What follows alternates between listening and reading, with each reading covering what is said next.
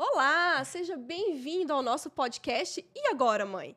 Sim, pessoal, esse programa ele foi pensado para você, mãe que está aí do outro lado, que eu tenho certeza que em algum momento da sua vida se pegou perdida, né? Sem saber o que fazer, pensando, e agora, né? O que eu faço? Eu sou Jete Mundim, sou pediatra, sou mãe de 2 meninos e estou aqui para pegar na tua mão e te ajudar a fazer da maternidade o mais leve possível, né? Essa fase ser o mais leve possível, assim como ela tem que ser, né? A maternidade não nasceu para ser um peso para ninguém. Então fica aqui com a gente, já curte, compartilha esse vídeo, se inscreve no canal, que agora, né, quinzenalmente, vai ter episódio aqui para você, para te ajudar muito nessa fase.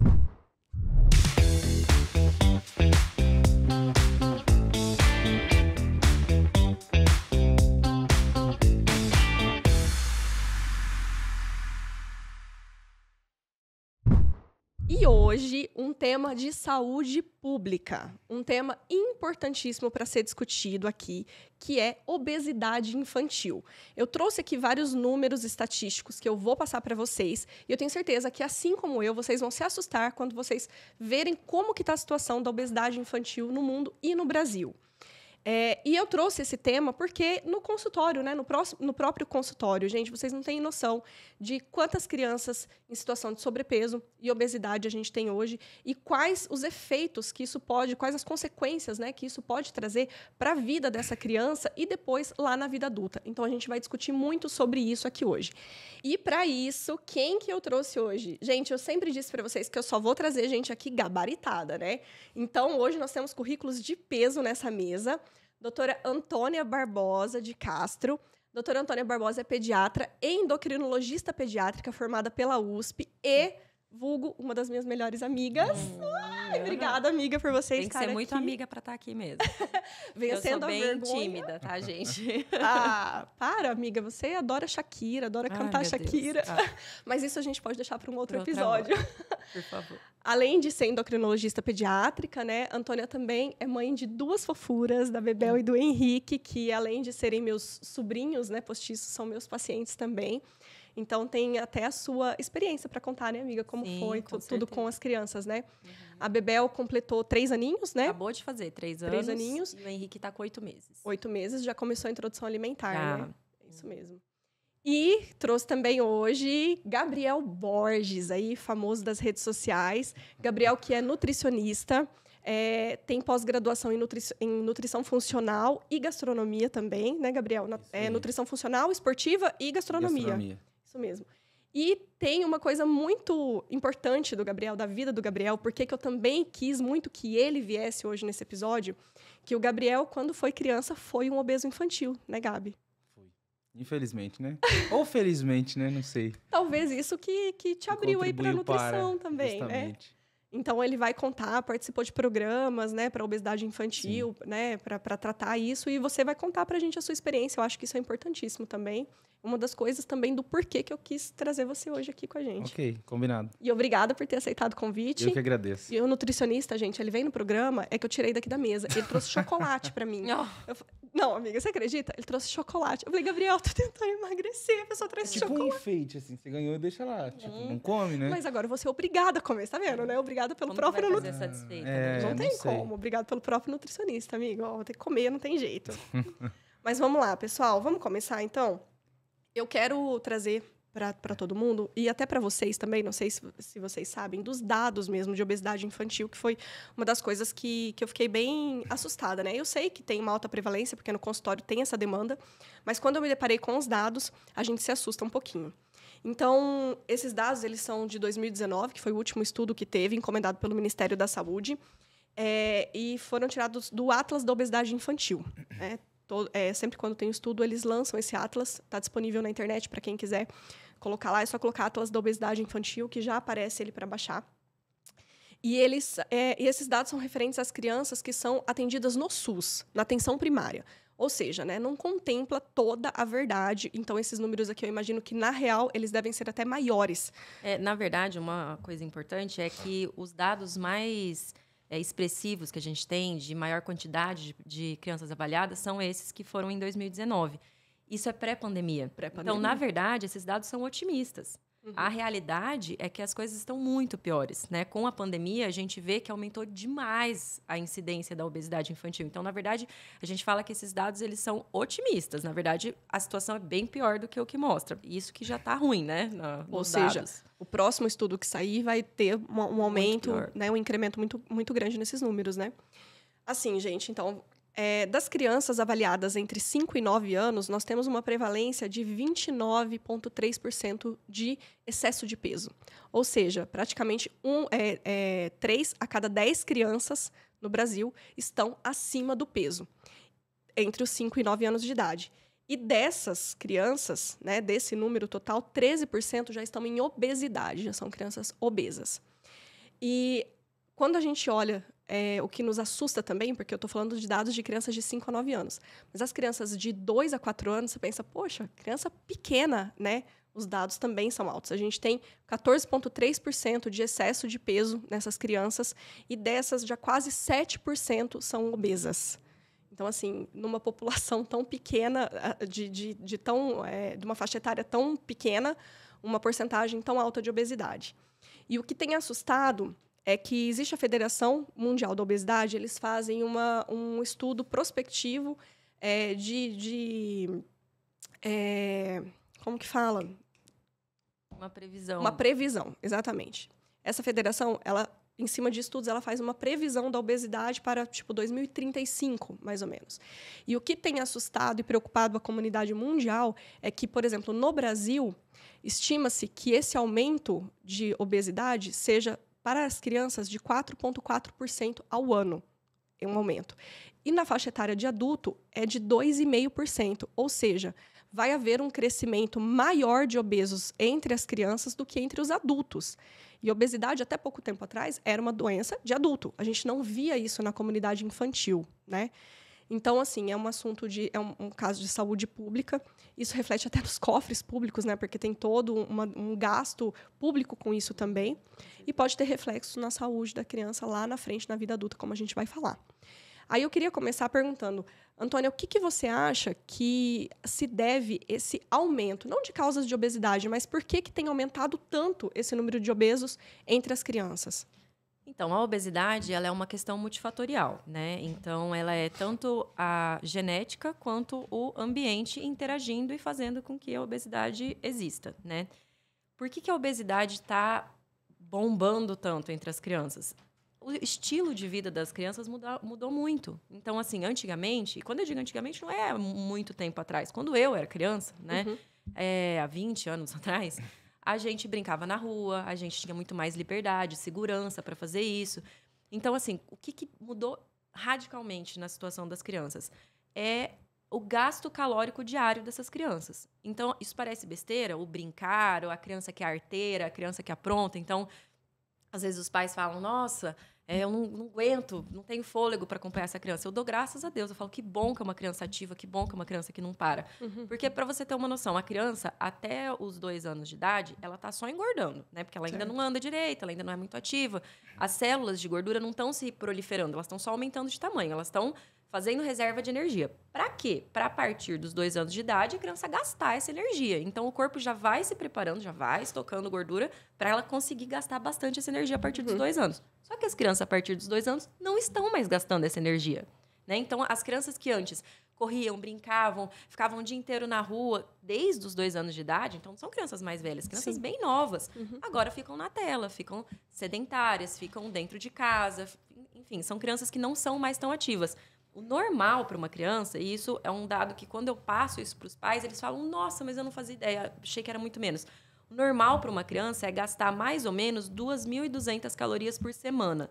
Isso vai dar para uma criança a partir de 2 anos de idade. É alto gasto, né? É muito alto.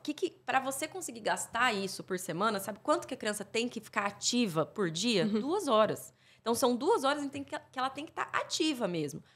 São 2 horas que ela tem que fazer um esporte, fazer uma dança, fazer uma luta? Não necessariamente. Por quê? Antigamente, a gente conseguia isso brincando.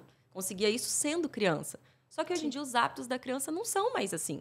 Os hábitos da criança são muito mais sedentários. O gasto calórico basal da criança, natural, é muito menor. Então, essa é a dificuldade que a gente tem. A alimentação, ela veio mudando drasticamente, né? E, junto com isso, o gasto calórico dessa criança também. Então, são 2 fatores que não tem como. É claro que ia ser trágico, né? Ou seja, né? Aquela formulazinha de ganho de peso, que é o que você come e o que você gasta, na criança a gente teve uma piora nas duas coisas. Tá ruim dos 2 lados. Porque aumentou Exatamente. muito o consumo de alimentos ultraprocessados. Também. Né? Nesse estudo, inclusive, eles sempre perguntaram sobre os hábitos alimentares também, nesse estudo que foi feito. E a maioria das crianças já consumiu, a maioria, tipo 60%, 70% mais ou menos, já tinham consumo, já consumiam macarrão instantâneo, salgadinho de pacote, biscoito recheado, né, bolacha recheada, outros tipos de biscoito. Então, esse aumento da ingestão de alimentos ultraprocessados é uma coisa que antes demorava-se mais, né? Bebidas açucaradas, né, o consumo de bebidas açucaradas entre refrigerantes ou sucos tem aumentado muito também. Então, junto com isso, a tecnologia, que às vezes ela vem para ajudar, mas às vezes também dá uma atrapalhada, né? Então, criança hoje no tablet, né, o tempo todo, na frente da TV. E também a questão de segurança, né? Hoje, nos grandes centros, principalmente, as crianças moram muito em apartamento. Às vezes não tem aquele espaço que tinha antes. A gente brincava na rua, porque as casas eram mais espaçosas, né? Tinha essa de bicicleta no bairro. A gente essa liberdade. Tinha brincava com os vizinhos. Hoje em dia não existe. A não ser que você mora em condomínio, você não tem mais segurança para você deixar seu filho ir para a rua brincar. Então, isso limitou demais as crianças e a forma como as crianças vivem hoje em dia. É até triste você pensar nisso, porque a sociedade, como ela evoluiu, tá fazendo com que a gente não consiga fugir disso, entendeu? Eu falo que, às vezes, as mães chegam se sentindo culpadas, chorando no consultório, mas eu falo assim, olha, infelizmente, a gente está vivendo numa sociedade que propicia tudo isso. Não é culpa de um pai ou de uma mãe específico. É uma maneira como a gente vive, a vida moderna propicia isso. Desde a invenção, por exemplo, de elevador, escada rolante. São coisas que parecem uma besteira, né? Mas são coisas que, no final da semana, vai diminuir demais o gasto calórico, tanto da criança quanto do adulto. Então, a vida moderna propicia a obesidade. Tanto no adulto quanto na criança. E a gente tem que... É como se a gente estivesse numa escada rolante que está descendo e a gente está tentando subir. A gente, para combater a obesidade, é um esforço ativo o tempo inteiro. Para a gente conseguir fugir disso, sair dessa regra da vida moderna, que é gastar menos e ingerir mais, a gente tem que estar o tempo inteiro pensando nisso ativamente para sair do comum, né? Do que acaba sendo a regra, né? Então, ganhar peso é a regra. E assim, o problema comportamental da alimentação, eu acho que é uma coisa, eu vejo como uma situação que dá para ser mudada, né?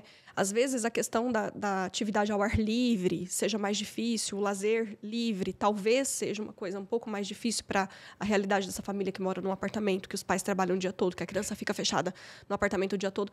Mas a questão da alimentação é uma coisa possível de mudança, né?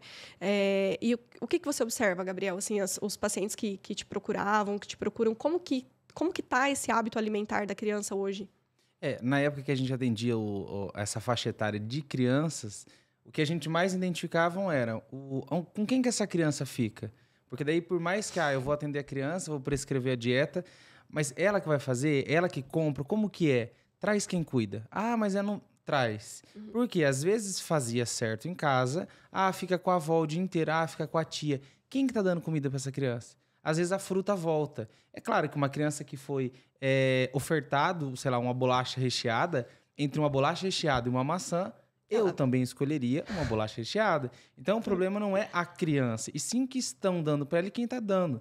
Né? Então, a gente sempre tentava orientar quem cuidava dessas crianças para que literalmente conversasse com todo mundo, sentasse e falasse, a gente precisa que vocês se conscientizem e que isso seja um tratamento onde todo mundo vai ajudar essa criança. Porque sozinha ela não vai no mercado, ela não tem dinheiro, ela não tem esse recurso. Então, o nosso tendão de Aquiles literalmente era quem cuida dessas crianças. É muito mais a família, né? É muito mais a família. Quando chega para mim o paciente, né? E a gente vai fazer ali o roteiro alimentar dessa criança para entender qual que é a dinâmica, né? Aí a mãe fala, de manhã come, sei lá, um iogurte, um Danone. Aí à tarde é sempre, sei lá, um biscoitinho, uma bolachinha. Mas come muito doce, doutor. Ele come muito doce, eu não sei o que faz. Eu olho e falo, mas Quem que compra? comprou o doce? O Nossa, doce tá dentro de casa. por que o doce tá dentro de casa? Porque a criança foi lá, ela pegou o dinheirinho, foi lá no supermercado e comprou sozinha. Aí a mãe, tipo, sempre abaixa a cabeça. É que nem, por exemplo, introdução alimentar. Quando eu atendi essa parte, poucas vezes atendi. Eu vou dar sei lá, um chá pra criança, adoça. A criança Por conhece quê, o açúcar da Deus? onde? É. Vou fazer a papinha, põe sal. A criança conhece o sal da onde? E quando for oferecido algo que não tem sal nem açúcar, ela não vai querer. Então, ela já não conhece mais o alimento, ela não sabe o que é o alimento, porque é tudo açucarado, é tudo com sal. E é claro que esses ingredientes acabam melhorando a palatabilidade do alimento para que consuma uma quantidade muito maior. E o meu parecer em relação a isso precisa existir uma conscientização, uma orientação, não só de quem cuida, mas eu acho que uma educação nutricional nas escolas seria muito importante. Explicar para essas crianças o que é o alimento, de onde que vem. Tem até uma matéria. Você conhece o rabanete? Conheço. Então pega ali para tia. Era uma repórter. Não sabia o que era o rabanete. De onde que vem? Eu acho que é uma árvore. A criança nem conhece sabe, o né? legume. Minha mãe nunca comprou. Então, infelizmente, eu acho que precisa existir uma conscientização da família mesmo. Uma educação em saúde, né? Isso que o Gabriel falou, de ter que trazer a família inteira, né, que está envolvida nos cuidados da criança, é uma coisa que é fundamental. Eu sempre falo para os pais dos meus pacientes que acompanham por causa de obesidade, eu falo assim, olha, o tratamento da obesidade é familiar, ele não é individual. Eu não estou aqui cuidando do seu filho, eu estou cuidando da sua família. Então, eu sempre falo, quem que participa dos cuidados? A avó participa dos cuidados? Que seja 2 vezes por semana que fique com a avó. A avó tem que vir em consulta. Perfeito. Pelo menos uma vez ela tem que sentar comigo e tem que conversar. A babá que participa dos cuidados, é ela que dá o almoço, é ela que dá o jantar. A babá tem que estar aqui comigo. Eu já escutei muitas vezes os pais falando, mas eu passo as orientações, eu passo ou para minha funcionária, ou eu passo para a avó, ou eu passo para a tia, enfim, quem está mais ativamente ali nos cuidados, porque às vezes os pais estão trabalhando, não conseguem. E não faz. Eu falo, então traz. Porque, às vezes, escutar isso de um médico, escutar isso de uma maneira científica, entender que você não está dando amor, você está dando comida, né? Porque a gente relaciona muito comida com amor. Exatamente. Né? Então, a gente acha que, não, eu estou oferecendo um docinho, eu estou dando amor para essa criança. Não, não é. Você está dando comida, né? E lá na frente, a consequência é ruim, é negativa. Então, as pessoas têm que entender isso. Então, dentro do consultório tem que vir todo mundo, tem que vir a família inteira, tem que vir todo mundo que está cuidando da alimentação dessa criança. Isso que vocês falaram assim, mas a criança não tem dinheiro para comprar, para ir no supermercado. Eu falo para as mães assim, é muito mais fácil você falar para o seu filho, não tem em casa, do que você falar, não pode. Exatamente. É muito difícil você falar, não pode. Então, por exemplo, mãe, eu quero Nutella. Não pode. Mas por que não pode? Porque não pode, faz mal. Não, mas eu quero Nutella. Eu não me importo que faz mal. Não é muito mais fácil você falar, filho, não tem. Exatamente. Não tem. Pode procurar, não tem. Sabe o que eu falo, amiga? Eu sempre falo para as mães que eu dou o meu exemplo. Gente, se eu tiver, igual o Gabriel acabou de me presentear com uma caixa de chocolate. Essa caixa de chocolate vai ficar lá no meu armário? Eu não vou conseguir olhar para ela e falar, não vou comer. Eu não consigo. Como que você vai cobrar isso de uma criança de 5 anos de idade? Entendeu? Eles não têm essa maturidade. Não tem essa. Então, assim, é o que eu sempre oriento, até nas consultas de introdução alimentar e tudo. Não tenha nada disso em casa. Nenhuma criança é proibida de tomar um sorvete, de um picolé, mas deixa isso vamos sair para isso no final de semana. Aí você vai lá na sorveteria, compra ou passa naquele dia, tô com muita vontade de comer um salgadinho, de abrir, beleza, a criança não é uma coisa que ela não vai poder comer nunca, né? Passa lá na conveniência aquele dia e compra, mas não tenha isso estocado em casa, Exato. né? Uma exceção não vai matar ninguém. Né? Não, se todo dia for certo, parte da né? rotina, né? Exatamente. Colocar na lancheirinha, leva esse daqui que vai... Tá bom. E assim, hoje também as crianças... A montagem da lancheira da escola, você falou da lancheira. Às vezes, o Arthur, né, meu filho mais velho, chega e um dia ele falou pra mim assim, mãe, por que eu não levo daquele suquinho que é coloridinho? Porque às vezes eu mando na lancheira suco integral de uva, né? Hoje em dia a gente tem muita opção, que não havia até pouco tempo atrás, não tinha suquinho assim fácil de você mandar, suco saudável. Hoje em dia tem. E a gente vai falar sobre o suco, que o consumo não deve ser diário, enfim. Tô falando sobre opções, né? Mas existem. Mas quando eu mando para ele suco, eu mando desse suco integral e tudo, né? E ele não tem uma embalagem muito convidativa para criança, né? E ele um dia chegou em casa, mãe, por que eu não posso? Eu nunca tomei todinho, ele nunca tinha tomado todinho. E o fulaninho lá da minha sala, ele leva todo dia. Ai, gente, aí me deu uma dor no coração, porque assim, eu percebi que ele ficou com vontade. Tudo bem, fui lá, comprei, dei para ele experimentar. Mas, né, um caso ou outro. Então, assim, eu vejo assim que as crianças, a lancheira das crianças hoje também é um problema, né?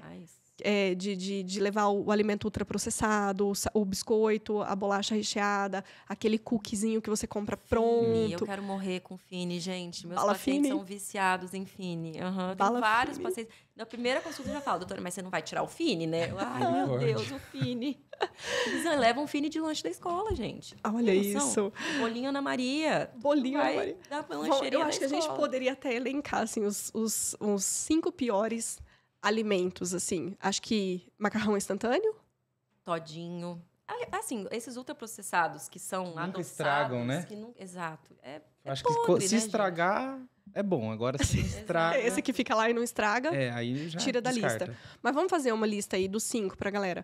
Eu acho que o macarrão instantâneo. Ana Maria. Bolinho, esses bolinhos prontos, bolinho Ana Maria. Os embutidos são muito ruins também. Isso é uma coisa que eu sinto que a população não tem essa consciência ainda de como os embutidos são ruins. Então, peito de peru, presunto... Mussarela. Mussarela é menos pior, mas... Não entra dentro dessa categoria dos embutidos. Mas, assim, mortadela... E as mães mandam achando que tá saudável. É um misto quente. Um enroladinho de salsicha. Exato. Daí manda Fini, misto quente... E um suquinho, um todinho. E a criança ainda compartilha o lanche. Olha que lindo, né? E ela come bolo. E dentro das cantinas é o que tem. Esses dias eu fui visitar uma escola, que eu estava vendo sobre isso, escola para minha filha. E aí eu fui visitar uma escola e eu olhei a cantina. Olha as opções que tinham. Tinha enroladinho de salsicha, é um embutido. Enroladinho de presunto e queijo, presunto também. Não tinha opção tipo pão de queijo, essas coisas. E tinha mais uma opção que era terrível, que eu ainda falei, gente, mas... pizza de calabresa. De calabresa. Gente, não tinha uma opção que salvava. Eu falava, mas não dá para ter pelo menos uma esfirrinha, né, mais saudável, ou um pão de queijo, uma chipa. Frango, né? Exato, alguma coisa com um frango. As 3 opções que tinham eram opções terríveis. Fora que tinha refrigerante, tinha suco capo. Então, assim... Eles têm muito salgadinho, né? De pacote. Exato, né? Fandangos, esse tipo de coisa. Exato. Dentro da escola, você imagina, dentro da escola, esse tipo de alimento. Isso que você falou de, na escola a gente tinha que ter essas aulas de conscientização. Tem que rolar a conscientização das crianças, dos pais, mas tem que rolar a conscientização das pessoas das escolas também, dos profissionais dentro da escola. Exato. Assim, eu já em outros países já está sendo passados projetos de lei que proíbem esses alimentos dentro da escola. Aqui no Brasil, a gente já tem alguns lugares que é proibido alguns determinados alimentos dentro da escola. Mas isso tinha que ser uma coisa nacional, né?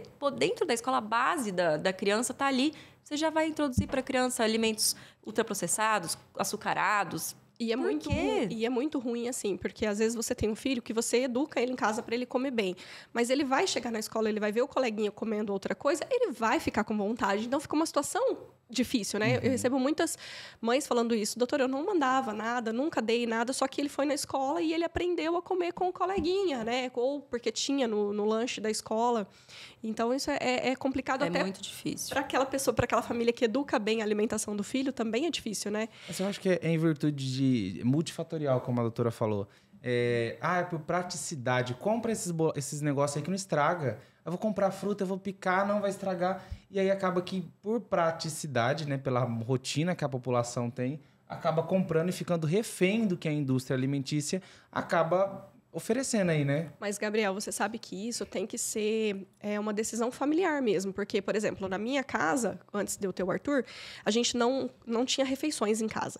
Então, a gente não comprava verdura, legume, nada disso. Não era uma coisa que eu tinha em casa, porque sempre estragava. Porque a gente nunca estava em casa, a gente sempre estava trabalhando.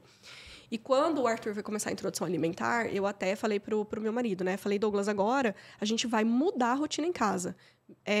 Toda semana tem o dia do hortifruti. E ele é sagrado, entendeu? Então, assim, eu mudei toda a característica de refeição da casa e do que tem na minha casa por amor ao meu filho. Entendeu? Com certeza. Então, isso é uma conscientização que a família tem que ter. Não é uma coisa impossível de se fazer, são coisas possíveis, mas trabalhosas. Então, assim, vai daquela pessoa que ela realmente está disposta a fazer de tudo pela saúde do seu filho ou não, se ela está no comodismo e na praticidade, entendeu? É difícil, a correria é difícil, né? A gente que tem filho não é fácil mesmo. E às vezes a gente cai na rotina e a gente não sabe como sair disso, né? Fala, nossa, mas como que eu vou mandar outra coisa? Eu não tenho tempo de fazer outra coisa. Como que eu vou fazer alguma coisa para a lancheira todo santo dia? Então, assim, uma das coisas que a gente esquece é congela. Gente, congela. Isso uma vez por semana, seja no sábado, seja no domingo, você vai entrar na cozinha, você pode chamar o seu filho junto com você, isso é super legal, e você vai cozinhar. Você pode fazer arroz, feijão, carne, tudo para a semana. E a lancheirinha também. Tem receitas fantásticas que você, de manhã, tira, coloca na air fryer. A hora que você tira da air fryer, ela parece que você acabou de tirar do forno. Entendeu? Então, isso é uma dica que eu sempre dou para as mães. É difícil, né? Você pensar assim, mas como que eu não vou dar um industrializado, que no dia a dia é o que eu consigo de tempo? Mas vai ser o mesmo tempo de você montar a lancheira, você vai acordar aí 15 minutos mais cedo para tirar do congelador e jogar na air fryer. Entendeu? E não é industrializado. O único trabalho que você vai ter a mais é o quê? Você vai ter que, num dia no final de semana, ou no sábado ou no domingo, tirar algumas horas para fazer as refeições da semana, entendeu? Mas é o planejamento. Mas é aquela frase que a gente sempre usa que é justo que muito custa aquilo que muito vale. Então, você está fazendo isso pela saúde do seu filho, né? E sem contar sobre saúde, memória afetiva, né? Todo domingo a gente cozinhava junto. Você faz isso com o Arthur, né? Eu faço. O bolo de chocolate. A gente faz. É o bolo de chocolate. Não é tão saudável assim. Mas assim, você fazer de vez em quando, sei lá, 2 vezes no mês, eu tiro um final de semana. Ele não vai comer tudo? Não, e ele não, e nunca ele come tudo. Tanto que a gente come ali no dia, no outro dia a gente já sai distribuindo no vizinho, né? Em todo mundo que vai lá em casa, eu já ofereço. Já tá melhor que o bolinho Ana Maria. E já é muito melhor do que o bolinho pronto. É isso, né? Aquilo que você pode fazer ali junto. Vamos fazer um biscoito junto, então. Quer fazer um cookies? Vamos fazer o cookies. Ele é melhor, já é melhor do que você comprar pronto, né? Então, são opções. Como a gente estava falando do suco, né? A gente sabe que o suco... até tem um mito que as mães acham que a criança tem que tomar suco todo dia no lanche, né? Isso não é uma obrigação, né? O suco não é uma bebida para ser ofertada todos os dias, né? Um suco, ele além de não ter a fibra, porque destrói a fibra, né? Que a fibra ajuda a reduzir a absorção do açúcar no intestino, então você já não tem a fibra e você usa mais quantidade de fruta do que para fazer o suco do que se a criança fosse comer a fruta direto. Então esse suco, ele tem mais açúcar e todo esse açúcar, mesmo que da fruta, ele é absorvido no intestino. E de uma vez só. E outra coisa, você cria o hábito na criança, eu falo isso desde a introdução alimentar. Não vamos criar esse hábito, porque você cria o hábito da criança sentar e só conseguir fazer uma refeição com uma bebida do lado. Isso não é interessante, porque hoje, talvez, a criança pequena, ela vai tomar o suco de laranja que você está fazendo ali na hora para ela. Mas e quando ela estiver maiorzinha, com o dinheiro que ela vai comprar na cantina, tudo, ela vai precisar de uma bebida. Ela quer evoluir. Daí ela vai para o refrigerante, ela vai para outros tipos de suco, né? Então, o suco não tem essa obrigação. E as mães, eu vejo que elas... mas não pode dar um suquinho, né? O suco, ele não é uma obrigação diária. Ele tem que ser uma coisa eventual, né? Ele não só não é uma obrigação, como eu acho importante falar também que a gente tem que ter muito cuidado com o suco. Eu já vi crianças que só da gente diminuir a ingesta de suco, assim, mas diminuir drasticamente mesmo, crianças que ingeriam uma quantidade muito mais suco do que água durante o dia, da criança já perdeu um peso absurdo, entendeu? Porque o suco, ele é hipercalórico. Sim. O suco de uva integral, o suco de laranja integral, enfim, ele é saudável porque ele é só fruta, ele é 100% fruta? Não necessariamente. Saudável, quando a gente fala assim do ponto de vista nutricional, de vitaminas, de micronutrientes, beleza, mas ele é um alimento que é, como a gente disse, absorvido muito rápido. A gente fala de índice glicêmico, né? Ele tem um índice glicêmico muito alto. Então, ele é realmente um alimento saudável, mesmo ele sendo um suco natural? E sem contar que ela não vai tomar só o suco, né? É um contexto ali, né? Um pão, uma bala e um suco. E não é pouco suco, né? Então, 200 ml para uma criança. É bastante coisa. Então, a gente tem que tomar muito cuidado com o suco, mesmo o suco natural, entendeu? Às vezes, tem alguns cuidadores que falam para mim assim, mas antes eles tomavam suco capo e agora toma suco natural. Não, legal, já é um avanço. Evolução, nossa, tremenda, já é uma evolução incrível.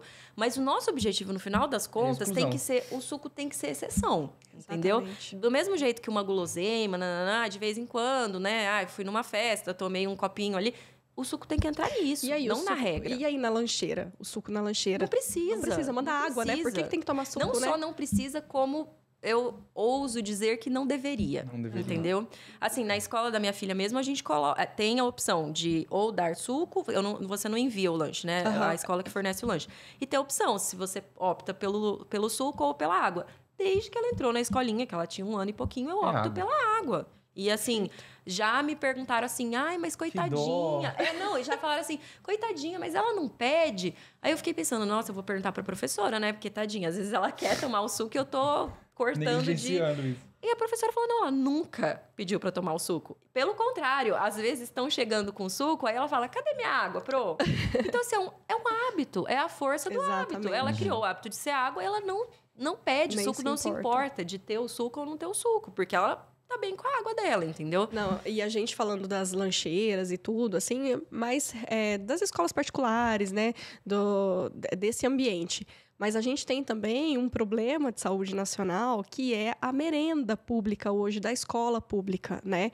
É uma merenda que é hipercalórica, é muito rica em carboidrato, né? Então, assim, tem bastante carboidrato. É arroz, é macarronada, é Exato. galinhada, é pão, bastante pão, Cachorro né? quente. Bolacha.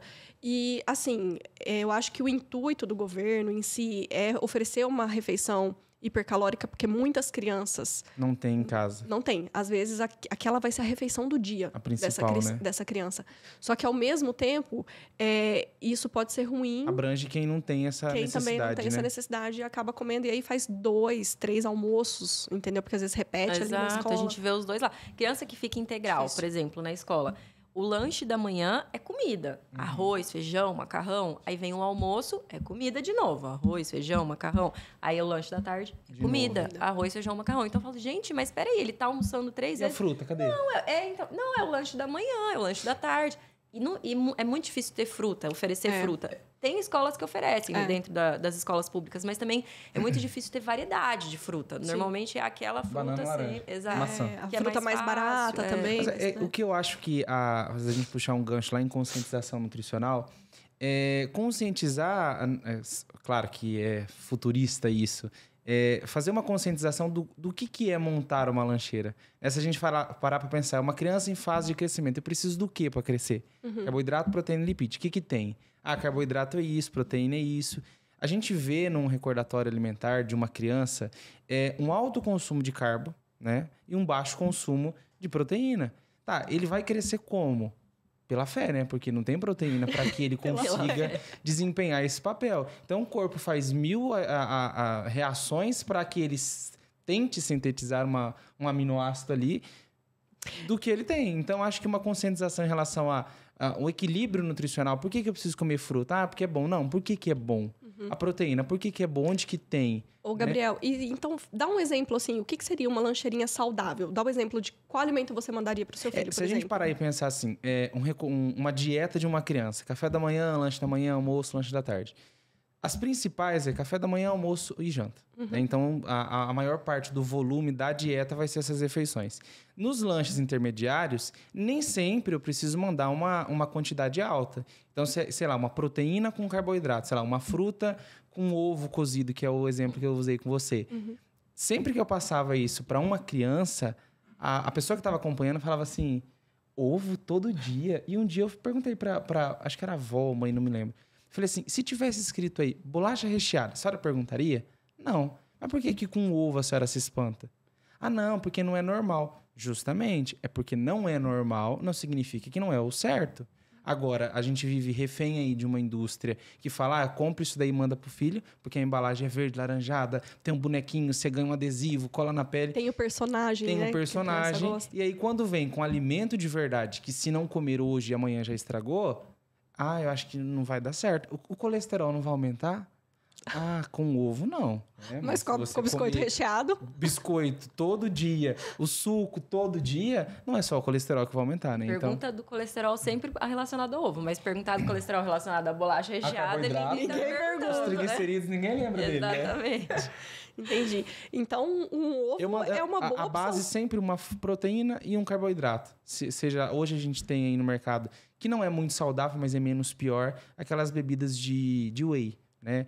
Entre ela e o todinho. Gente, ela né? O todinho não tem uma proteína legal. Se a gente parar para pensar, um ovo tem 6 gramas de proteína. Essas bebidas de whey a gente consegue, a mínima tem 12, a máxima 24. Então tem uma quantidade razoavelmente boa em proteína para que a gente consiga oferecer para essa criança. Ah, não quero isso. Patê de frango desfiado, carne moída, faz uma esfirra no domingo, como a doutora falou. Queijinho cortado em cubinho. Queijinho. Então, assim, sempre uma base. O iogurte natural com uma fruta. Justamente, né? natural, né? O iogurte natural, Ninguém aquele tá falando 2 de ingredientes. Não, tô falando aquele Sem que... sabor. Ler embalagem, né? E, por exemplo, isso que você falou, esses leites tipo whey e tal. Gente, é só ler embalagem, Quanto menos né? tem, menos Quanto pior. menos ingredientes, melhor. Ver se tem açúcar adicionado ou não. Essa é a grande chave da questão quando você compara, por exemplo, essas bebidas proteicas com o todinho mesmo. O todinho tem mais açúcar do que leite, praticamente. Eu lembro, falando em whey, que uma vez eu atendi uma criança que ela estava com sobrepeso e com uma quantidade de massa magra, assim, não sei como. Como que ela conseguia andar, se locomover e tal. E eu falei pro pai e a mãe, vamos usar o whey. Nossa, mas isso daí não é perigoso?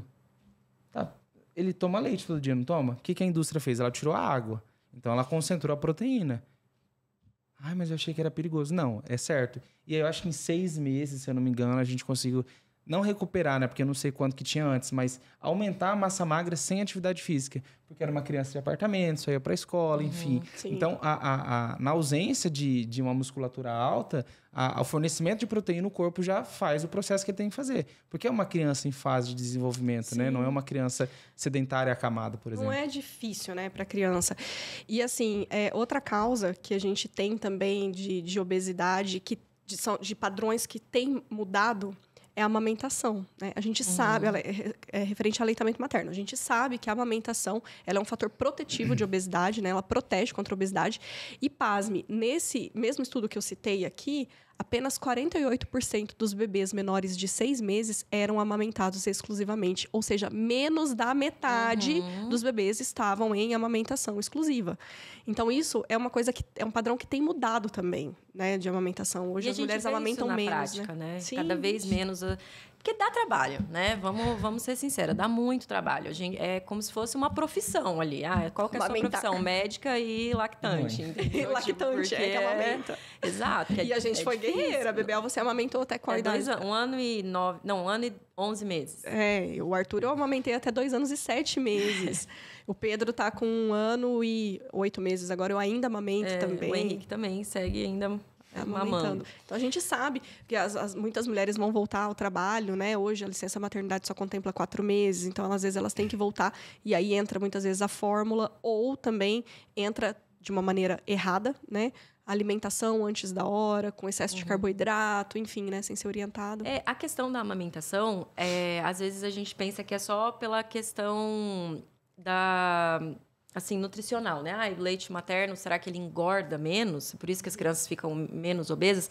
Mas é muito mais complexo do que isso, né? Então, assim, a mãe que tem uma alimentação saudável tem isso também. Não adianta você dar o peito, mamar, e você ter uma alimentação super monótona, uma alimentação rica em gorduras, etc. Por quê? O sabor do leite materno, ele vai se alterando de acordo com o que você come. Isso é fantástico. É você apresentar alimentos de diferentes palatabilidades desde o nascimento. Então, você ter uma alimentação variada e dar o peito é fantástico. A gente tem diferente da fórmula. Até mesmo antes de nascer, né? Na barriga. Exato. Até mesmo durante a fase gestacional. E a gente tem estudos hoje que mostram também que uma dieta rica em gordura trans aumenta a porcentagem de gordura trans no leite materno. Sim, entendeu? Então, claro. Isso contribui para a obesidade também desse bebê. Né? Com certeza. Depende. E a fórmula, ela tem sempre o mesmo sabor. É isso que a gente tem que entender. A fórmula, ela não tem uma variedade de sabor igual ao leite materno. Então, uma criança que... Por que é uma das maneiras que o aleitamento materno previne a obesidade? Porque é uma criança que tem menos chance de se tornar seletiva. Proporcionalmente, as crianças que mamam peito, que mamam seio materno, elas têm muito menos chance de ter seletividade alimentar do que as crianças que mamaram fórmula. São todas as crianças que mamaram peito que não vão ser seletivas? Claro que não. A gente sabe que tem criança que mamou 2 anos de peito que mesmo assim se torna seletiva. Enfim, são as casos exceções, e casos. Né? São as exceções. E a questão da saciedade. Então, a gente vê que a criança, tudo bem, ela chupeta o peito, ela faz o peito de conforto, não é só alimento, mas a criança, ela tá saciada, ela solta do peito. A mamadeira, a tendência da criança é mamar até o final. Então, se você ofereceu ali para a criança 120 ml, ela vai mamar os 120 ml. Se ofereceu 180, vai mamar 180. E a gente vai aumentando conforme a necessidade calórica daquela criança. Só que a criança ela é um indivíduo. Ela pode ter aquela idade, aquele peso e está precisando de uma necessidade diferente. Sim. O nosso corpo consegue entender isso e fazer essa regulação. Essa regulação no leite materno. Na fórmula, a gente não consegue. Mecânica, entendeu? né? Não, e... você estava falando disso, né? E eu estava aqui viajando, sabe? Um hábito que eu quero morrer, que às vezes isso até acontece na minha casa com meu marido, mas assim, um hábito que às vezes os pacientes trazem na consulta e eu tenho que fazer toda uma palestra para explicar o porquê, que é o tal do rapar o prato. Ah, sim. Você tem... Isso é uma cultura que está enraizada na nossa sociedade. Muito. De todo mundo, até pessoas esclarecidas, de acharem que a criança tem que comer. Se ela não rapar o prato, se ela não comer tudo, não levanta. Não é suficiente. E não é suficiente. Exatamente. E aí começa todo um ambiente. Então, assim, nós... fomos educados nisso, né? De que a gente tinha que comer, o certo era comer até rapar o prato. Então, isso atrapalha todo o mecanismo de regulação de saciedade, né? A criança não é obrigada a comer. Ela não é mais autônoma, né? Não é mais autônoma, né? Ela tem que comer até rapar o prato. E isso cria um ambiente de tensão na mesa gigantesco, né? Então, cria um ambiente ruim, uma relação ruim com a comida desde da infância. E isso pode ter relação com distúrbios relacionados à alimentação na vida adulta.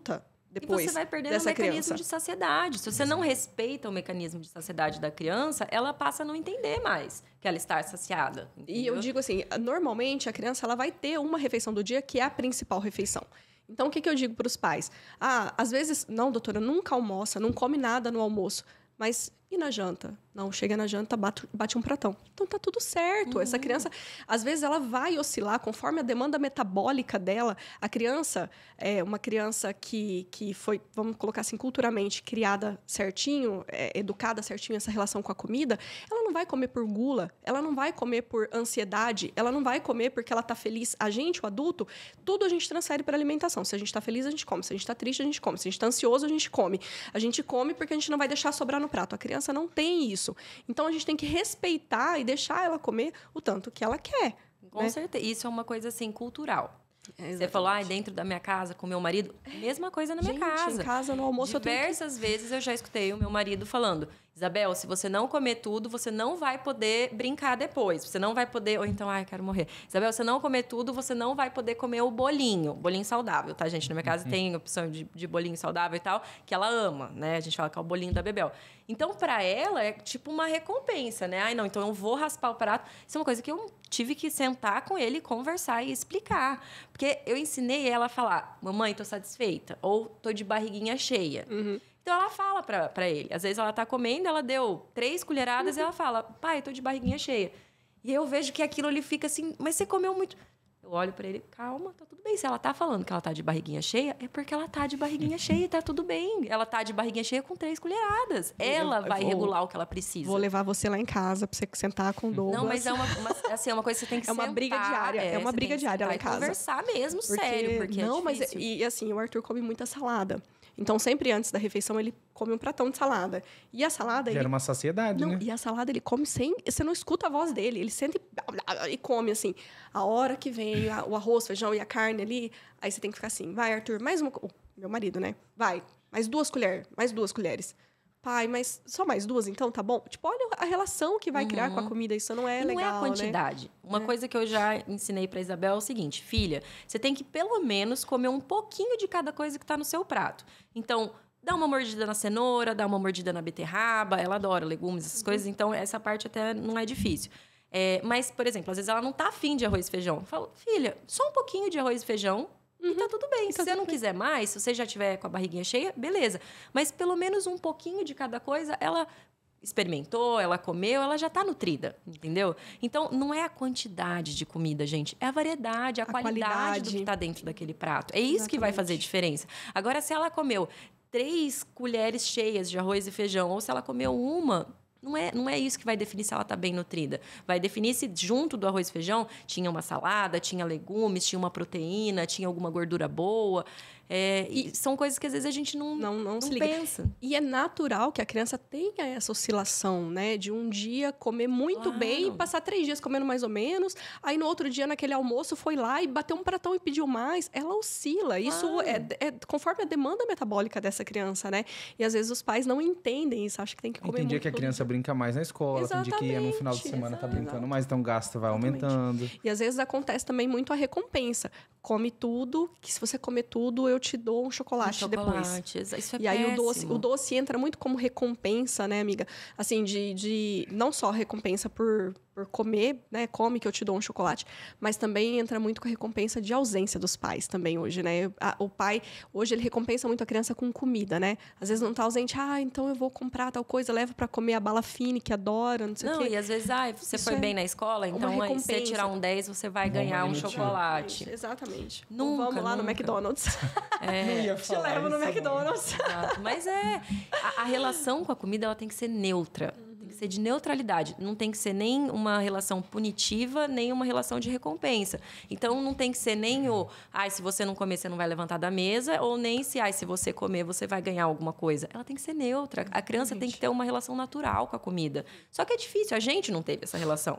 Né? Então, como que a gente vai passar isso? Isso né? é cultural, né? Isso está enraizado. Exato. No combate o nosso combate à obesidade, ele vai muito além de só prescrever uma dieta, né, Gabriel? Infelizmente. E a gente falando em prevenção de obesidade, é muito interessante a gente falar que a prevenção da obesidade, ela começa naqueles primeiros 1000 dias do bebê, como você estava citando, da gravidez, né? Aquilo que a mãe come ou o estado nutricional da gestante já influencia na qualidade de saúde desse bebê, desse feto ali, né? Então, esses primeiros 1000 dias, a gente chama de primeiros 1000 dias, esses até os 2 anos de idade, mas desde a concepção, né? Eu tive uma paciente agora, não acompanho gestante, mas era uma paciente que ficou gestante. A gente estava tentando melhorar a condição de massa magra. Então, era uma paciente que buscou ajuda para aumentar músculo. Aí, ela engravidou e ela não estava com músculo do jeito que ela queria. E aí, o obstetra falou assim, vamos tomar whey, o seu bebê está baixo peso. Ela ficou muito receosa de comprar e tal, a mentalidade um pouco mais fechada.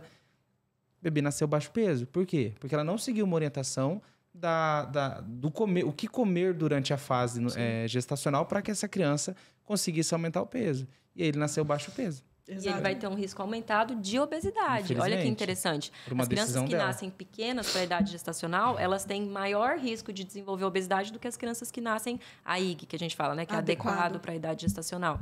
Então, os dois lados são negativos. Tanto a mãe que ganha muito peso durante a gestação, então são dados também que chamam muita atenção. A última vez que eu estava sentando, estudando sobre isso, foi quando eu estava grávida, né? Então, eu falei, eu quero dar uma revisada de novo no assunto para ver se eu me animo de me alimentar melhor também.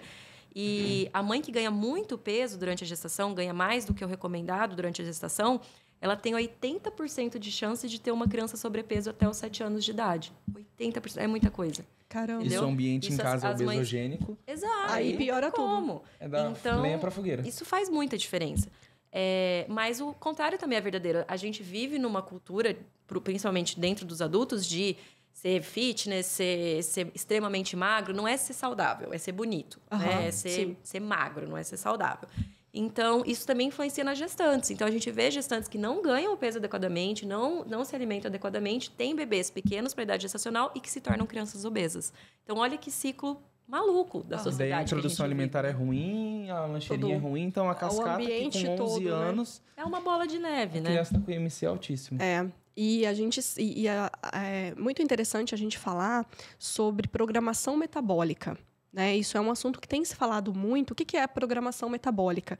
Você tem como fazer uma programação do metabolismo do seu bebê, que começa desde a gravidez, passando pela fase de lactação, então da qualidade alimentar da mãe que amamenta, né, do que ela ingere, até a fase de introdução alimentar. A gente sabe hoje que até 80% da expressão gênica da gente, né, dos bebês, tem relação com aquilo que ela ingere, com a comida, em relação, né, ao alimento. Então, olha que loucura isso, né? Você pode ter o gene lá para a obesidade, ou o gene para a magreza. sei lá, né? Você pode ter ali todo o seu perfil genético, só que qual gene vai se expressar ou não, 80% disso é influenciado pelo que você se alimenta. Ou pelo que a mãe já... Pelo ambiente. Então, assim, isso é muito... É uma coisa séria, isso é muito né? As louco. pessoas não levam em consideração a alimentação. Comer para não morrer. Mas não é assim que gente, funciona. Pelo amor de Deus. E não é fantástico a gente conseguir modular a nossa genética? Programar programar o metabolismo. Bom que a gente tem essa opção, né?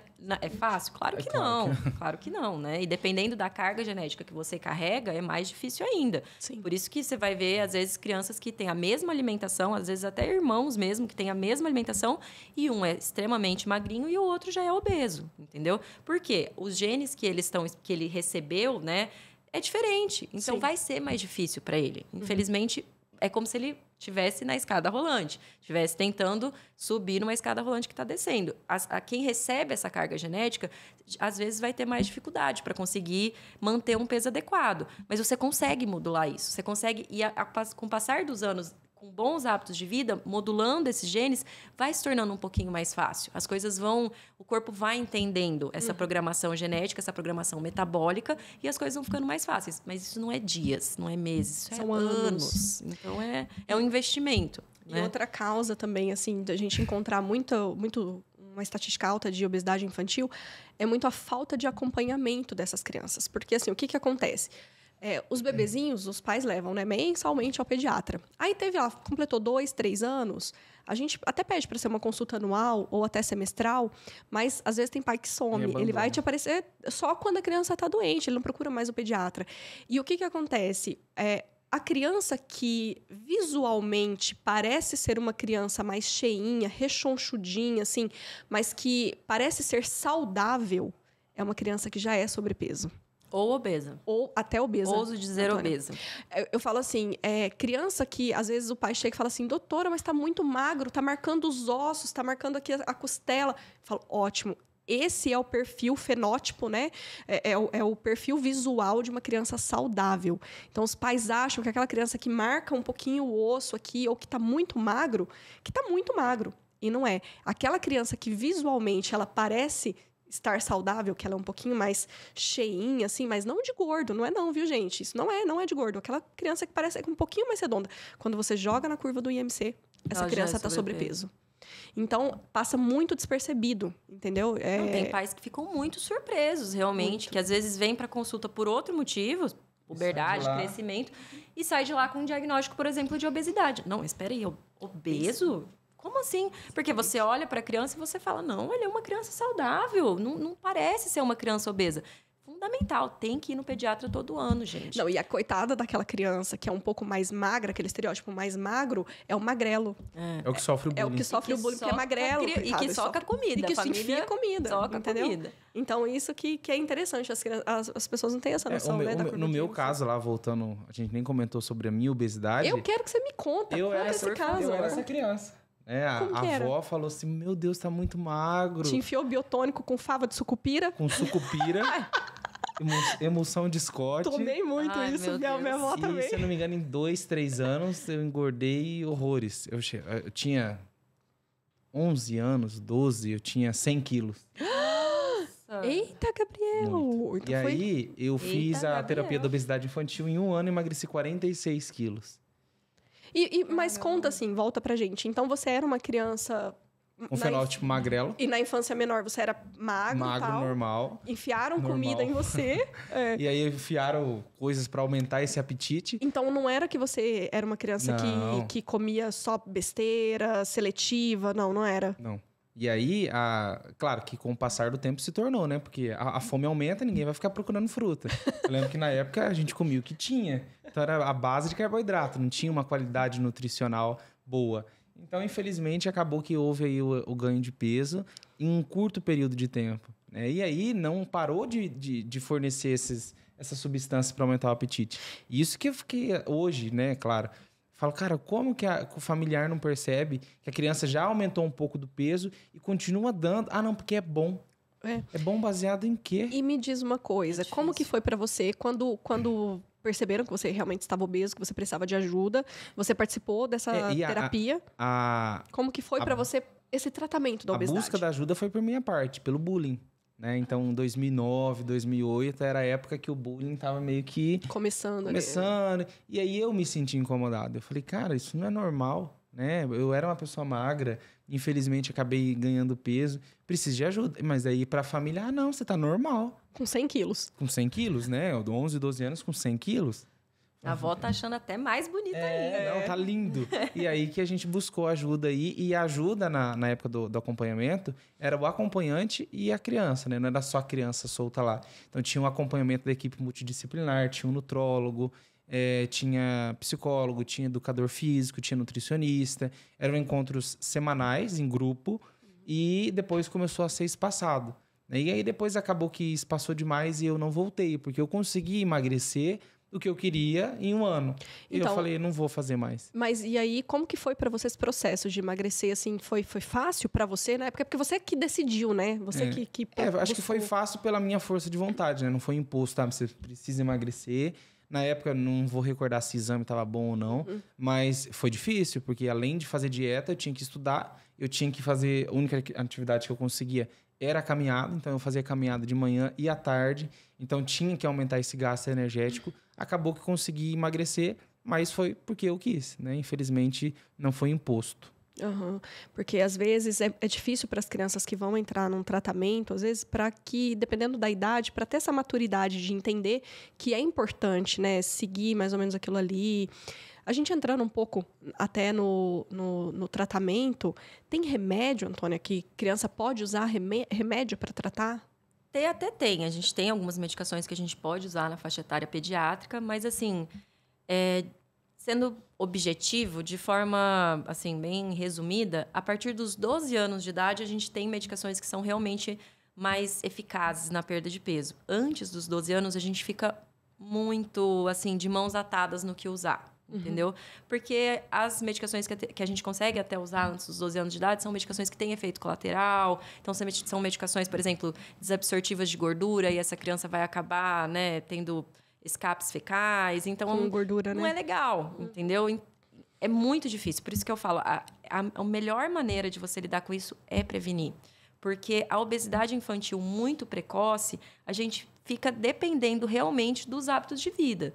Né, de aumentar a atividade diária, então de diminuir o sedentarismo e de melhorar a questão da alimentar. Só que, é difícil você mudar o hábito de uma criança. E aí eu vou soltar aqui mais um número que é assustador, que assusta. A criança, a gente tem uma janela de oportunidades na obesidade, de manutenção ou não dessa obesidade numa vida futura. Pasme, a criança que chega aos 10 anos de idade obesa, ela tem 80% de chance de ser um adulto obeso.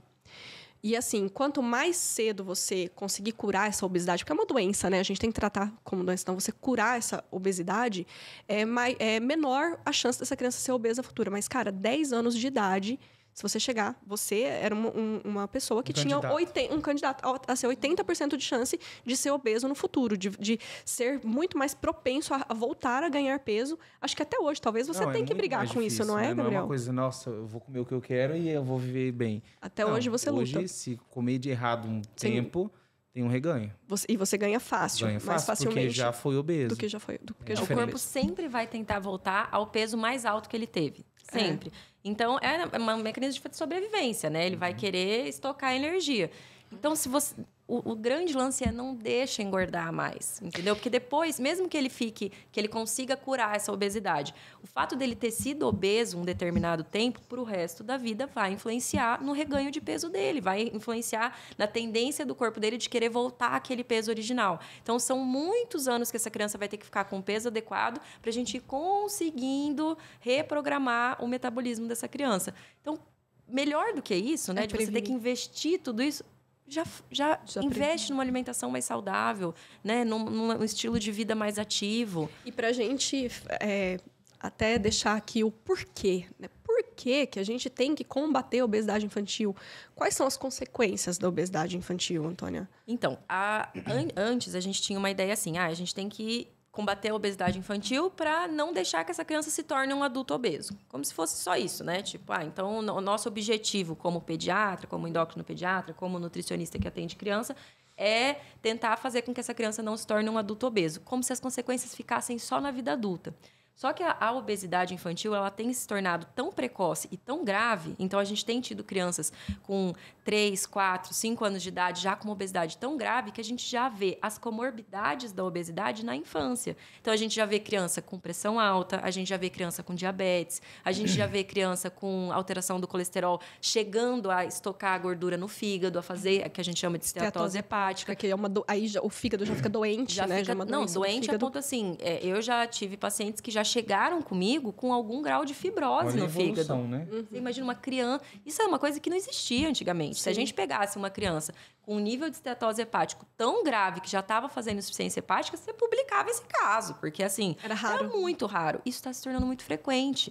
E antes, crianças que têm menos de 5 anos de idade, se está obeso com menos de 5 anos de idade, vamos investigar alguma síndrome, vamos investigar mutações genéticas monogênicas, né? Que são aquelas mutações genéticas mais graves. Enfim, é diferente da carga genética que a gente estava falando antes. Antes dos 5 anos de idade, a gente investigava em todo mundo. Era painel genético, investia dinheiro nisso porque ia achar alguma coisa. E porque era uma coisa rara, né? Porque era uma coisa muito rara. Agora tem tanta criança com menos de 5 anos obeso que você não precisa mais fazer esse tipo de investigação. Porque só de você fazer uma anamnese ali, você já vê que é o ambiente que está propiciando essa criança a ficar obesa. E assim, fora isso, tem alterações osteoarticulares, né? As articulações dessa criança. As crianças estão crescendo, né? Então, assim, do mesmo jeito que os adultos vão ter alteração nas juntas, entre aspas, vão ter alteração óssea, etc., a criança também vai ter. E muitas vezes a criança tem alterações até mais graves. Ela passa até a fazer como se fosse uma má formação dos ossos mesmo. Os ossos vão se formando de uma maneira a tentar suportar aquele excesso de carga. Então, isso é uma coisa que ela pode carregar essas malformações pela obesidade infantil para o resto da vida. Depois, como é que vai moldar o osso, né? Exatamente, muito difícil. Então, tem que combater desde o começo. E a gente vê também que os adultos, antes a gente considerava assim, é cedo para infartar um homem abaixo de 65 anos, ou abaixo de 55 anos, uma mulher abaixo de 65 anos. Hoje em dia isso mudou. A gente tem tanta criança obesa, a obesidade infantil e tão precoce, está começando tão cedo, que a gente está vendo adulto de 40 anos, de 35 anos, infartando. E não é infartando porque tinha uma tendência genética, alguma coisa específica, uma má formação. Não. Porque foram adultos que foram a vida inteira obesos, foram crianças obesas a vida inteira e acabaram tendo um risco cardiovascular muito grande. Essa é a palavra-chave para a gente, risco cardiovascular. Então, por que a gente tem que combater a obesidade infantil? É por causa das alterações osteoarticulares, é por causa de risco de diabetes, né? Tudo isso. Mas, no final das contas, o que a gente mais quer melhorar nessa criança? O risco cardiovascular. Quanto menos tempo ela ficar em obesidade, menor vai ser o risco cardiovascular dela na vida adulta. E isso é uma coisa que vai moldar ela para o resto da vida. Então, se ela ficar obesa toda a infância, toda a adolescência dela, ela vai ter muito mais chance de ter infarto, futuras. AVC. São coisas que, gente, você imagina, um infarto... pode morrer, um AVC, você pode ficar sequelado pro resto da vida. E então, são consequências muito impactantes. Não, e além disso, tem uma coisa que hoje a gente tem falado muito, que é a saúde mental dessa criança, desse adolescente. O bullying, por exemplo. Não, e assim, isso leva ao isolamento, né? A criança que se vê gordinha, tudo, ela vai sofrer o bullying, ela vai se isolar, essa criança vai ter depressão, ela pode ter até, por exemplo, suicídio, né? Ou algumas mutilações, algumas maneiras de se automachucar, né? E tem as alterações dermatológicas que ficam pro resto da vida também. Então, as estrias. Você teve, Gabriel, estria? Bem pouco, mas tive. Então, mas olha só que sorte, né? Porque 100 quilos. Então, aquela fica com aquele... não era dessa altura, né? Era baixo peso. Ou baixa estatura. Baixa estatura. Então, assim, ficam as estrias, aquelas manchas. Até é bom a gente até dar um alerta, né, amiga? Se você tem um filho aí que tá um pouquinho mais gordinho, dá uma olhada aqui nessa parte da axila, atrás do pescoço, aquela mancha escura. A gente chama de... Às vezes a avó passa a bucha, né? Pra tirar.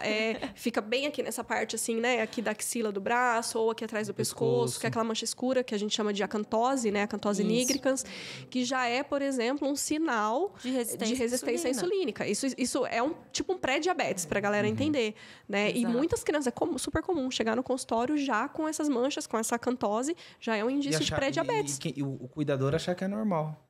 Por exemplo, eu tenho na minha família, assim, muito próximo, um adolescente de 12 anos, muito sobrepeso, né? Um obeso mesmo, com muita acantose, quem cuida fala, não, quando crescer some. E você sabe, Gabriel, que às vezes também a gente tem um conceito errado das pessoas olharem, né, essa criança gordinha e achar que ela está saudável. Na grande maioria das vezes, essa criança que está sobrepeso ou que ela está obesa, ela está desnutrida. As pessoas acham que desnutrição é igual a magreza, né? Não é. A desnutrição é um desbalanço dos micronutrientes, né? E essa criança, às vezes, ela tá com falta, com depleção de micronutrientes. Micronutrientes, Vitamina, minerais, proteína, vitaminas, minerais, né? Então, é importante esse acompanhamento e nem sempre a gente tirar esse estigma, né? De que o gordinho é saudável, né? Só vou olhar para você e achar que você era saudável. E muitas vezes não é, né? Não, com certeza não. A gente até tem que checar como que tá isso. Porque muitas vezes a criança obesa vai ficando... Às vezes ela está obesa por ser seletiva e às vezes ela se torna seletiva depois da obesidade. Mas, independente, a seletividade alimentar vai levar a uma desnutrição de alguma maneira. Algumas coisas, muitas coisas, a gente consegue dosar no sangue. Alguns micronutrientes, algumas vitaminas. Mas tem muita coisa que a gente não consegue. Então, a gente tem que ter uma alimentação saudável. Às vezes, os pais falam assim, mas fez um check-up no pediatra e, apesar dele ser sobrepeso, tá tudo bem. No sangue tá tudo bem. Mas tem coisas que a gente não consegue avaliar de forma objetiva, assim. Porque, e aí eu falo, né? Para você chegar a ter uma dislipidemia, uma alteração de colesterol, né, no exame, é porque o negócio já tá feio já, entendeu? Então, às vezes, e a gente vê isso, que a saúde em geral da criança, ela é melhor, né? Então, assim, para a criança alterar um exame, demora. Não é toda criança sobrepeso, a maioria das vezes, ela vem com o exame normal. E aí o pai acha que tá tudo bem, mas não é. As crianças obesas, elas já têm deposição de gordura em carótida, em coronária. Então, assim, a gente acha assim, não, mas depois de muitos anos de obesidade que você vai ver lá na vida adulta que vai ter essas deposições de gordura, as placas, né, os aterômetros. Não! Olha que loucura. Filhos de mães obesas, a gente já vê no feto. Os fetos já têm aumento da deposição de gordura em carótida, em coronária. Olha só. Você imagina? Então, é pouco tempo de obesidade, a criança já começa a desenvolver. Isso é uma coisa que a gente não consegue, entre aspas, dosar no sangue. Entendeu? Né? É uma coisa que, né, a gente consegue avaliar de forma intervencionista e que a gente não vai poder fazer isso para todas as crianças, né? E por outro lado também, por essa saúde da criança ser melhor também, não é um tratamento que é tão dificultoso. Tanto que quando a gente vai falar em tratamento de obesidade, as fases do tratamento, a primeira coisa que a gente tem que corrigir, porque às vezes a criança ela vem seletiva, né? Como você muito bem disse. E a mãe fala, doutora, mas eu não vou conseguir colocar um alface para ela comer uma cenoura. Calma, isso é a última parte do processo. A primeira parte é a gente corrigir hábitos. Então, às vezes, só de você começar a colocar essa criança na mesa para comer e não na frente da televisão, você não deixar que essa criança repita o prato, você começar a servir a quantidade de comida no prato, só de você, às vezes, corrigir, colocar uma atividade na vida dessa criança, só de você corrigir isso, às vezes, a gente já consegue a perda de peso. Inclusive, nas metas de tratamento, assim, para crianças menores de 7 anos que ainda não tem alguma comorbidade associada, no primeiro momento a gente não vai nem querer que essa criança perca peso. A gente quer a manutenção do peso dessa criança, né? Porque ela vai crescer ainda, né? É o efeito da massa de modelar que a gente fala, né? Como se você pegasse uma massinha, fizesse ali um cilindro com aquela massinha. Como a criança cresce, se você estica essa massinha, naturalmente ela vai afinar, né? Então esse é o efeito da massa de modelar que a gente vê na criança. Quando que a gente não vai se beneficiar do efeito da massa de modelar? Se a gente aumentar a quantidade de massa, né? Então, para o efeito da massa de modelar funcionar, a criança não pode ganhar peso. Ela tem que manter o peso dela, porque ela vai crescendo e vai distribuir esse peso. Mas se ela ganhar peso, não vai ajudar. Não tem como. Mas é isso que eu tô dizendo. Quando vem, né, a família, eu falo, olha, não é o fim do mundo. Não é tão difícil como é difícil para um adulto obeso. Para a criança é muito mais fácil por conta disso, porque ela ainda está crescendo, né? Às vezes a gente vai querer só a manutenção do peso, a gente nem vai colocar como meta a perda de peso. Mas eu acho que o importante é a gente dar o start, né? Começar, né? Eu acho que o grande problema que eu tenho visto, assim, com muita frequência, é o exemplo. Tá muito difícil da gente conseguir dar o exemplo para os nossos filhos. E eu falo a gente porque, para mim, é um esforço assim, tremendo sair de casa para malhar todos os dias, ou pelo menos 4 vezes por semana. Fazer alguma atividade física, seja correr, seja malhar, enfim. Isso, para mim, assim, é uma coisa que eu tiro do fundo do meu âmago conseguir fazer uma atividade física. Mas eu preciso, tanto para minha saúde, quanto para eu dar o exemplo também. E a alimentação, mesma coisa. Às vezes, se eu não estou prestando atenção, eu começo a comer porcaria, diminuo a quantidade de salada, começo a comer pouca salada, tem aquela saladona todo dia em casa. Não, amanhã eu como, etc. Né? Aí eu tenho que me conscientizar. Opa, peraí, não.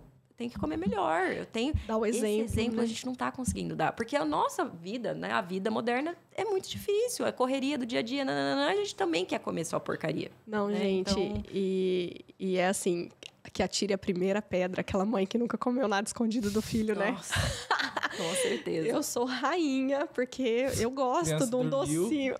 Querido, criança Às vezes dorme. você nem tá dormindo, esconde ali atrás do pão, alguma coisa assim. Entrou na cozinha. Vai lá na porta. Altas vezes eu já fiz isso, assim, porque às vezes eu vi que naquela semana o Arthur comeu muito, já comeu, exagerou um pouquinho ali e tal, e eu não quero que ele coma mais, mas às vezes eu ganho um chocolate, ganho muito chocolate paciente. E eu quero comer. Gente, meu filho, um dia você vai assistir esse vídeo. Eu comi muito chocolate escondido de você, entendeu? Você vê como que pra gente também a regra do é melhor não ter do que você ter e se controlar e falar não, também funciona pra gente. Ainda mais eu, sanguínea, filha. Determinação zero. Eu não consigo ver. Você já é uma pessoa mais determinada, né, Gabriel? Eu não sou, Por não. ser sanguíneo, até que sou, né? Sanguíneo curado. É verdade. É bem treinado. Bem treinado. O sanguíneo bem A ocasião treinado. faz o ladrão. É verdade. Ai, gente, gostei muito do nosso papo. Eu não falei que 1 hora ia passar tão Nossa, rápido que voando. você nem ia ver. E vocês querem acrescentar mais alguma coisa que não foi dita? Ou acho que é isso mesmo? Quer deixar um recado final para as mães?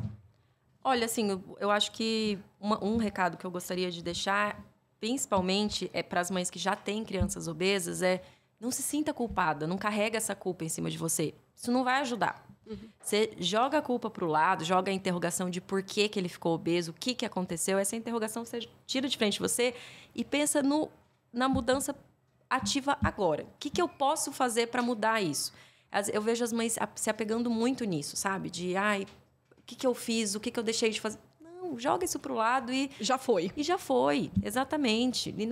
E isso é muito frequente, né? O seu filho, ele está obeso, bem como várias outras crianças estão obesas. Então, assim, vamos tentar ver o que a gente consegue fazer para mudar isso, né? Mas não se sente culpada. Procurar sabe? Eu acho ajuda. que isso é uma coisa que a gente precisa falar para as mães, porque a gente já carrega tanta culpa. A gente já se sente culpada por tanta coisa. Então, vamos ser um pouquinho mais leve também, né? Com as mães, os pais, os cuidadores. E enfim. assim, já foi, né? Vamos ver o que a gente pode fazer, vamos ser práticos. O melhorar. que a gente pode fazer daqui pra frente, Com né? E se certeza. a gente conseguir mudar daqui pra frente, ótimo, já tá valendo, né? Com certeza. E procurar ajuda multidisciplinar, que é muito importante, né? Então, o pediatra, o endocrinologista pediátrico, principalmente quando a gente já tem comorbidades associadas, né, amiga? O nutricionista, o educador físico, né? E Tem que ter a equipe toda junto. O psicólogo, eu acho que é Essencial. essencial também para fazer certeza. nesse atendimento, né? E assim, e para aquelas famílias que não têm condições, a gente posta muito os vídeos, os cortes ali no Instagram e tal, e tem muitas pessoas que comentam embaixo, mas isso aí é no mundo da maravilha, quem pode pagar um pediatra particular, né? No SUS, às vezes, é mais difícil. Mas, gente, a internet tá aí hoje com tanto, né? Esse próprio... à informação, né? Acesso à informação, por exemplo, esse episódio mesmo, né? A gente falou tantas coisas aqui que já dá pra pessoa que não tem condições de procurar essa ajuda, mas já começar a mudar em casa, né? Eu sou o exemplo, né? O meu tratamento foi SUS. Olha aí, que legal. O seu grupo Verdade. chama O TOI, TOI, né? Terapia da obesidade infantil. Que, inclusive, é no Hospital Regional, que é onde nós onde formamos, onde a gente fez a residência. A pediatria. Era o Dr. Sandro? Era. A gente fez a nossa residência lá na nossa casa, Hospital Regional. E o grupo existia, né? Até Sim, quando a gente não, tava... E ele existe até Existe hoje. até Ele foi hoje. reativado Agora ele tá ali recente. no Guanandi? Não sei, mas no ele... Hospital da Criança ali, né? Alguma coisa da criança. Não sei, mas quando a gente tava na residência, ele funcionava lá no Hospital Regional. Agora ainda. parece que não está mais lá. Enfim. Então, assim, né, busque ajuda, né, vá atrás, tem informação na internet para quem não tem condições, mas tem informação de qualidade. Você que está aí do outro lado, que conhece o vizinho, o sobrinho, né, ou alguém, o filho de uma amiga que você acha que pode estar gordinho, encaminha já esse episódio também, né? Já serve aí como, olha só que episódio legal, né? Já encaminha o episódio também. E é isso. E você, Gabs? Eu acho que a conscientização, né? A pessoa viu que tem uma alteração ali, vou buscar ajuda e está 100% comprometida com a busca. Porque vai na doutora e aí tem alguma orientação, fala, eu acho que isso daqui não vai dar certo. E suspende. Eu acho que se você buscou ajuda, você tem que estar 120% comprometido com aquilo. E não falar, acho que ele sabe menos que eu e eu sei muito mais que ele. Então, acho que se comprometer com um tratamento é muito importante para que tenha um futuro promissor aí no objetivo, né? Que é o emagrecimento dessa criança. E você é o exemplo vivo disso, né? Aí o exemplo vivo... Ó, o brinco caindo no meio do episódio. A gente acontece. Aqui é tudo assim, a gente deixa. Mas você é o exemplo vivo disso. Olha aí, ó. Gabriel, super comprometido. Isso mesmo. Aí. E não foi por isso que eu escolhi nutrição, né? Não foi por isso? Foi porque eu passei, né, em nutrição. É um bom motivo Eu também, passei, né? acho que eu sempre falo que ela que me escolheu, né? Eu passei em nutrição e agronomia. Na época eu não podia fazer agronomia porque era o dia inteiro. Falei, vou fazer nutrição que é meio período. Eu fiz nutrição. Deu certo. Deu certo. E você gosta e tudo. E aí olha, a gente vai fazendo o que dá, né? olha só que legal. Eu achei que era por conta Não, disso. eu acho que veio a calhar, né? Não, mas não tem nada a ver. Ali no inconsciente, alguma coisa. Por que fez a inscrição para nutrição? E aí, no meu estágio, né, final, todo mundo faz, quem que é a minha orientadora lá no hospital regional? A que me atendeu na época do tratamento. Do tratamento. A Lilian. Que era a Samantha Abrão. Que legal. Ah, que legal. E aí ela foi a preceptora na época e tal. Então foi bem legal. Que bacana. E ela massa. me reconheceu. Falou, eu acho que eu conheço você. Eu falei, eu também acho. Aí fala assim, eu só era um pouco mais bolota.